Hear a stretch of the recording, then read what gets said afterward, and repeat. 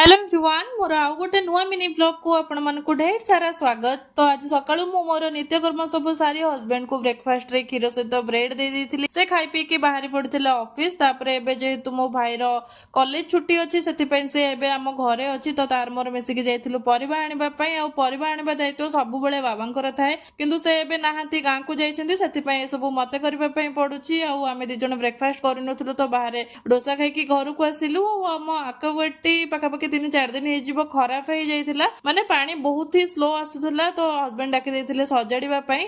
से सजाड़ी के जाऊ जाऊ बहुत ही लेट हो जाइथिला। और मते बहुत जोरे भोक लागुथिला, माने लंच टाइम हो जाइथिला। सेति पई मु सिंपल सा गोटे एडी फ्राइड राइस बने देथिली। और फ्राइड राइस टी बहुत ही सिंपल और बहुत ही डिलीशियस हेइथिला। तापरे हम समस्त बसी पडलु खाइबा पई। खाई पी सारला परे मु टिके रेस्ट नेली।